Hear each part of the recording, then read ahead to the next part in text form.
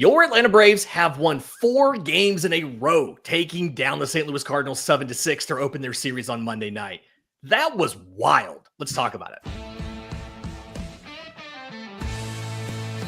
This is the Braves Postcast, your instant game reaction for the Atlanta Braves. Part of the Locked On Podcast Network, your team every day. Yes, welcome on into the Braves Postcast, part of Locked On Sports Atlanta, where we cover your Atlanta sports teams each and every day. I'm your host, Lindsay Crosby. You can follow me on social media at Crosby Baseball. He's Jake Mastroianni at Shortstop Ball. You can find him as well as Locked On Braves every single day.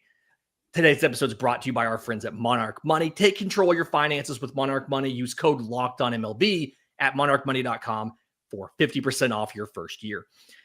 And Jake, the tone that this show was going to take dramatically changed in the last 20 minutes. Atlanta struggled to get anything going against Eric Fetty, a guy that they have absolutely dominated in his career, but then they make it happen with a 5-run 8th inning, including a massive home run from Sean Murphy to blow the game wide open, and then almost lose it again in the 9th. Atlanta comes with a 7-6 win.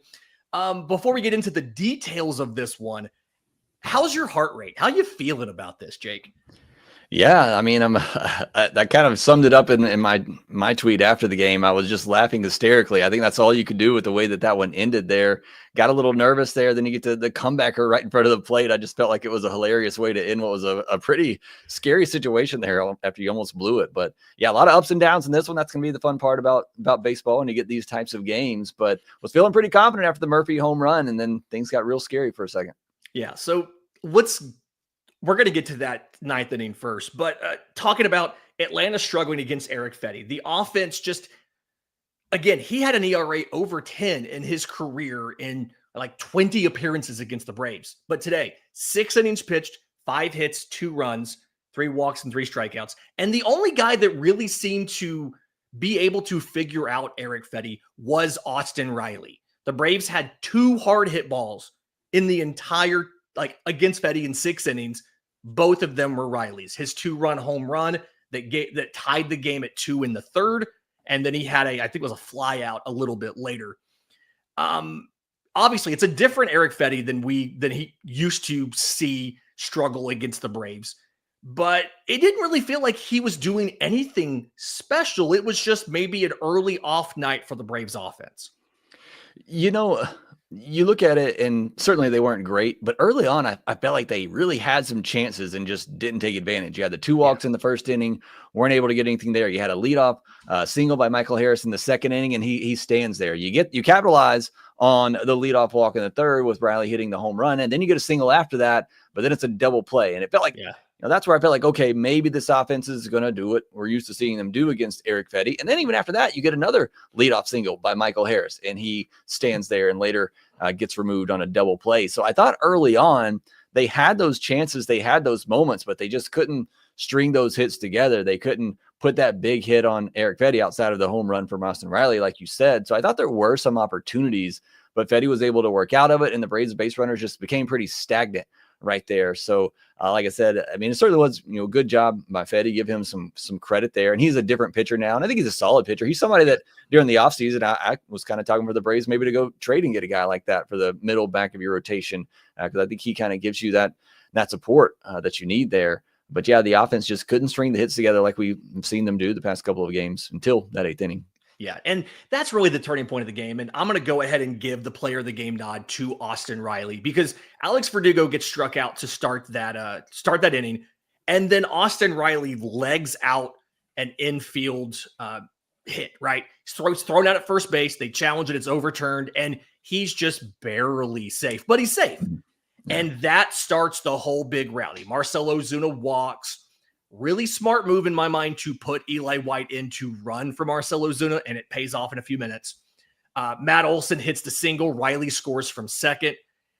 I did think, and correct me if I'm wrong, I do think that when they took out Jordan Walker out of right field and they put Michael Ciani into center and moved Victor Scott over to right, it made it a lot more likely that a guy who's faster than we all think, and Austin Riley, was going to be able to score because you took that big arm of Walker out of right field. I don't know if he would have caught Riley or not, but Victor Scott had no chance.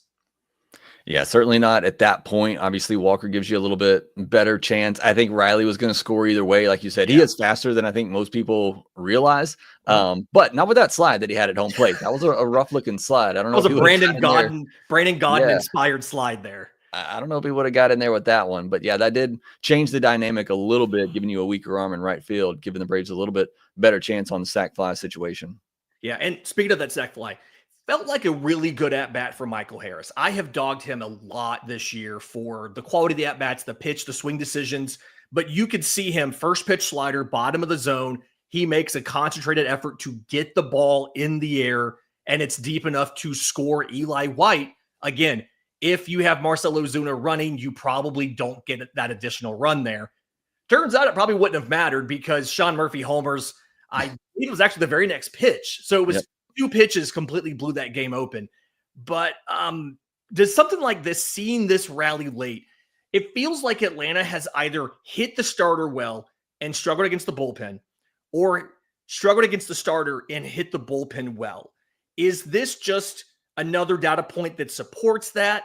Is this like, we shouldn't be concerned because as long as there's at-bats left, the Braves feel like they're going to be able to battle back and have some sort of success here.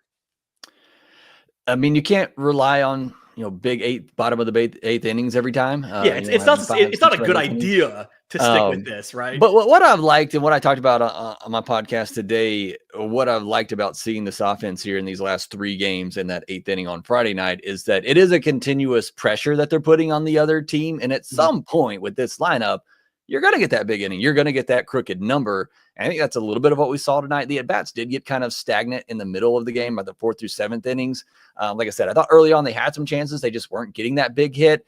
And look, I'm not comparing this team to the 2023 team. You never should. That is a historical team. But what that team did really well is that it was every inning somebody was on base and you were one swing away from putting up a big number.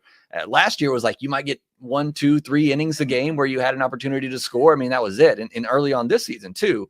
But now we've seen here in these last 3 games, it is pretty much a continual pressure that they're putting on the pitcher, and every inning that they're getting somebody on, it's just, can you string those hits together or can you run into one with this powerful lineup? And that's really what this offense is about, just giving themselves a chance, almost every inning to put a big number on the board.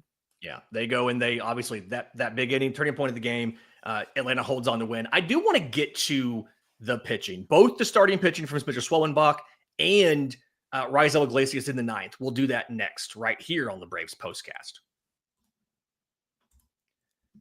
But first, today's episode is brought to you by our friends at Monarch Money. If you ever check your bank account and wonder, where did all my money go?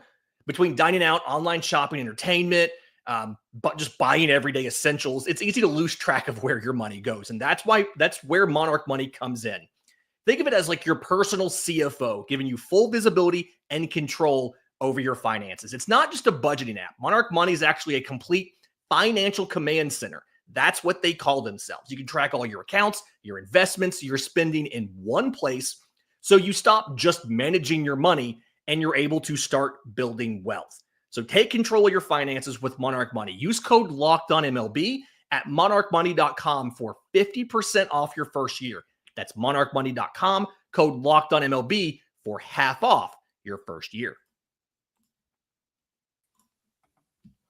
Okay, Jake, we saw a quality outing from Spencer Schwellenbach here. 7 innings, 8 hits, 3 runs. 2 of those were earned. A little bit of some sloppy defensive play by the Braves in there.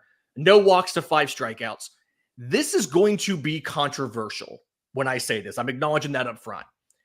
It felt like he got a little bit lucky in this one that it was only 3 runs. I don't remember seeing Spencer Schwellenbach get hit like that. 10 hard hit balls. Just St. Louis was ripping baseballs, and it felt like they were a little unlucky with how many of them fell for hits. Ultimately, still a good outing, right? Quality start. Probably a solid B+, but not just domination like we've expected from Spencer Schwellenbach. Yeah, I think you make a good point, and that's kind of where I would have gone with it too. And part of that is I don't think it's so much Schwellenbach. I thought the Cardinal, what I was getting ready to come in here and say, and I'm gonna say the same about Iglesias too, although I do think there is some concern with Iglesias that we can get into. Yeah. I just thought the Cardinals had a really good at bats all night tonight. I mean, they were on it and squaring up some good pitches from Schwellenbach. I actually thought Schwellenbach looked really good. I thought he made some good pitches. It was a really tight zone tonight. A couple of calls, that didn't go his way. Same on the other side. I know Marmol for the Cardinals ended up getting thrown out in this one, but it was a tight zone. I thought it was pretty fair for the most part. But I thought Swellenbach made some good pitches, and I think you just tip your cap to the Cardinals. I thought they made some good swings. They were very aggressive in this one. I think they swung at 56 of the 97 pitches that he threw, so they were really aggressive against him. But like you said, I mean, it's still 7 innings that he gives you, and that aggressiveness can help that. Defense didn't help him behind him. A couple of errors in there too that certainly would have liked to have those plays been made. But one of the errors to Ozzie, that was the hardest hit ball of the night. It was a tough one by Ozzie there. So again, I think he went 7 innings. He certainly looked good, but I agree with you. I thought he got hit pretty hard in this one. 10 hard hit balls. You don't see that against Spencer Schwellenbach very often. Yeah, it was that Jordan Walker liner, 112.5. Like you said, hardest hit ball in the game. And Ozzie did a good enough job just really to knock it down and have a chance to make a play, but ultimately didn't get that out. And then Matt Olson having the throwing error to third, trying to back pick on somebody and just air-mailed the ball. Little frustrating there. But either way, Shirley, again, does enough. We're not saying he was bad. We're just kind of acknowledging if we can use the batted ball luck being bad for the Braves as an explanation for why they've underperformed what they should have done, I think it's only fair to do the same thing for the Cardinals here. You mentioned it. I want to get to it. After a relatively clean 8th by Daysabel Hernandez, 1 walk, but relatively clean 8th, Raisel Iglesias comes in the 9th and 3 hits, 3 runs, 1 walk, 1 strikeout, gives up the big home run to Wilson Contreras. I do want to give a caveat here. Is the broadcast confirmed he got hot yesterday. So he was up and then was not used on Sunday.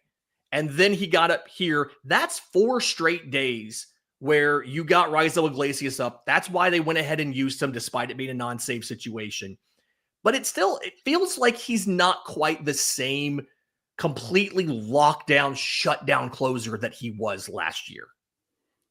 Yeah, no, that's a fair statement to make. He hasn't been nearly as sharp. I think that you can give him a little bit of excuse in this one because it's basically the 4th straight day that he's worked. I mean, you get up and get hot. And I didn't realize that on Sunday either till they said it on the broadcast, but he did get up on Sunday and was ready to go.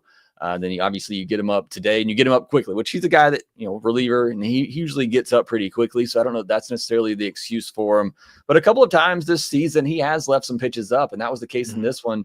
Couple of hits that he gave up were on changeups that stayed up in the zone. The home run he gave up was a slider that just kind of hung out over the middle of the plate. So that has been a bit of a problem for Iglesias so far this season. It's usually somebody, it's, a sinker diving down and in, a changeup down and into righties, a slider down and away, and a 4-seamer up at the top. And he's been pretty consistent keeping it down to the bottom of the zone, except for that 4-seamer that he'll throw up top. But so far this season, or I shouldn't say in all of them, but a couple of times where he's gotten in trouble this year is because those pitches have stayed up on him.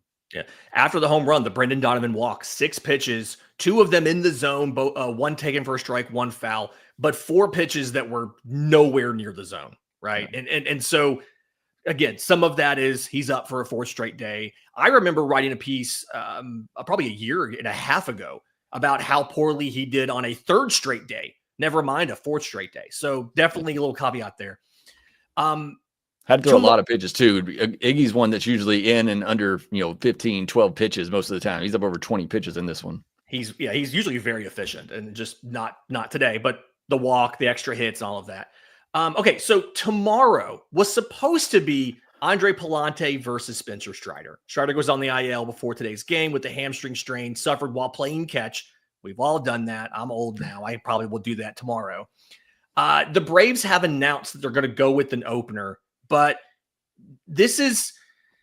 you had to win tonight's game in light of the unknown situation tomorrow, and then everybody's favorite starter, Bryce Elder, going on Wednesday. Yeah, I mean, that made this game that much bigger, in the fact that you find out, just minutes before the game that Spencer Strider, you feel really good. You're on a 3-game win streak. You got Schwellenbach and Strider back to back. You're feeling pretty confident. And then you find out just for the game that Strider can't go. So that's a huge blow. You just got him back. I know it wasn't a dominant performance, but certainly looked good, and was looking forward to having him in there and getting some good run with him and both Spencers back to back in the rotation. That was fun too. But you had to get this game on Monday, and thankfully they did. And now you don't know what's going to happen in the next two with a bullpen and then Bryce Elder. And obviously we just talked about Iglesias. He's probably unavailable for the next 2 days in this series. So I'm not sure what the Braves are going to do. The offense is going to have to continue to put up 5-run innings. Yeah, it's going to be we're definitely going to need the bats to close out this series. Again, that game, 7:15, Braves will have an opener. They don't know who it is, against Andre Palante. Standard television broadcast location, Sports South, Sports Southeast on that one. But again, Atlanta Braves, 7-6 victors over the St. Louis Cardinals to take game 1 of the series and extend the win streak to 4 games. Can we make it to 5 tomorrow? Win 1 for the thumb. If you're listening on audio, do us a favor. Leave a 5-star review for Locked On Braves on Apple Podcasts, Spotify, whatever Google uses nowadays. If you're on YouTube, subscribe to both Locked On Sports Atlanta and Locked On Braves so that you can get notified every time we go live to break down another Atlanta Braves win. Until next time, this has been the Braves Postcast.